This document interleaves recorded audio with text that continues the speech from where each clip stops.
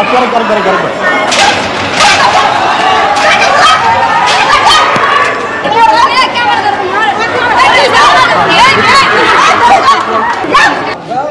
মা এত বড় কলিজা পুলিশের মাধ্যমে বলা যায়। পুলিশ কি কোর্ট থেকে অর্ডার পাইছিল যে এটা শ্রীলঙ্কা যখন ঘুরতে গেছিলাম। আচ্ছা আচ্ছা রাজ তুলেছে। আমার হাত কোথায়? রাজের হাত কোথায়? তুমি দেখো না? আরে কোথায় পাবো? এটা আমার ছবি, রাজ তুলছে। হ্যাঁ আমার মোবাইল থেকে তোলা, এগুলো র ফুটেজ আছে, র ফুটেজ দিতে পারবো। আচ্ছা এখন রাজ আপনাকে কি আশ্বস্ত করেছে? আপনি কেন ওই বাসার সামনে অনশন? আমাকে রাজ কিছু এখন আপাতত বলে নাই। এত কিছু প্রমাণ থাকার পরেও কেন সে বিয়ে করতে চাচ্ছে? ভাইয়া রাজ এখন কোথায় আছে সেটা আমি জানি না। রাজ আমার কোথায় লুকিয়ে আছে তা বলারে। রাজ আমাকে কিছুই বলে নাই, আমি কিভাবে বুঝবো? আমি রাজের মাকে দোষ, আমি রাজের মাকে, রাজের দুলাভাইকে, সঞ্জিত শাহকে দোষ দিচ্ছি, কারণ রাজের মা এবং রাজের দুলাভাই সবচেয়ে বড় শয়তান। এত কিছু হবার পর আমাকে তারা অ্যাকসেপ্ট কেন করবে না? কেন করবে না? পুলিশ এসে কেন তার মা ভাগা দিল? কোর্ট থেকে কোনো অর্ডার পায়, পুলিশ কেন ভাগলো? আমার একটাই কথা, থানা থেকে পুলিশ কেন আসলো এবং তার মা কেন ভাগলো?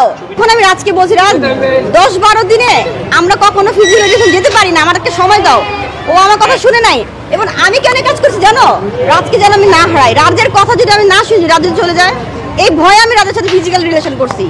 ভাইয়া আমাদের রিলেশন মাত্র 2 মাস, 2 মাসের মাথায় যে এত কিছু আমি জানি না। আমি তো 2 মাসের মাথায় তোর বলছি বিয়ে করো। ভাইয়া আমি 2 মাসের মাথায় বিয়ে করার কথা বলছি, বুঝো নাই? যত তাড়াতাড়ি ফিজিক্যালে গেছি তত তাড়াতাড়ি বিয়ের কথা বলছি আমি। কেমন কথা বললে এটা তুমি আমাকে? না সেটা আপনাকে বললাম অ্যাডাল মেয়ে। এই যে এখন যে তুমি যে আমাকে অ্যাডাল বলছো আমি সেটাই বলেছি। যত তাড়াতাড়ি আমি প্রেম করছি তোমার তত তাড়াতাড়ি বিয়ের কথা বলছিলাম রাজকে। তো রাজের মা রাজকে সরাই রাখি। তুমি দেখো কালকে পুলিশ অফিসার আসছে, আজকে রাজের মা নাই, তার মানে বুঝে নাও কোর্ট থেকে অর্ডার পায় নাকি এই বড় মহিলা ভাগারা। আমি তো জানি না। রাজের মা যদি রাজকে লুকায় রেখা বলে বলা রাজি না, এটা কে বিশ্বাস করবা?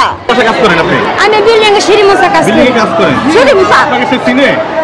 সে না আছে, আমি চিনি। আমি বলে থেকে নিচে সিঁড়ি ঝাড়ু দিই। রাস্তাকে আনতো কিনা? আজকে তাকে বাসায় আনতো কিনা? না আমি দেই নাই। সত্য কথা বলবেন, যেটা সত্যি করে বলবেন। হ্যাঁ আনতো। তাহলে সে আপনাকে চিনে কিভাবে? যদি আপনি না দেখেন। আমি সবসময় আইছি গেছে দাঁড়ান।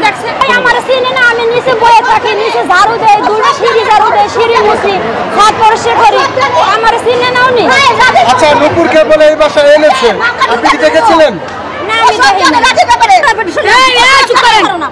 তুমি না সিনা সত্যি কথা বলো। তুমি একটা সাউন্ড করবেন না আমি। কিভাবে সত্যি কথা বলো? আপনি বাপে কথা দেবে আমারে? বলো আমার ছোট ছোট ছেলে মেয়ে তুই আমি কাজে আইছি। বলো রাজের সম্পর্কে কথা বলো, রাজের সাথে সম্পর্ক আছে বলো। আমি জানি সব খারাপ।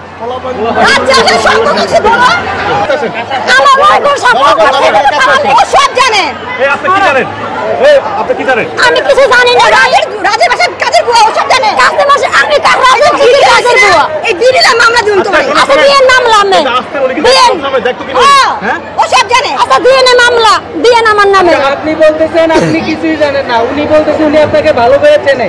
একজন মানুষ না চিনলে কিভাবে আপনাকে টাইনা হিসেবে ধরে? আপনি যা জানেন বলেন, কোনো সমস্যা। আমি তো জানি না, আমি কি বলবো বলেন? আমি জানি না। আমি আই যাই সিঁড়িতে, সিঁড়ি মুছে, সাপ পরিষ্কার করি,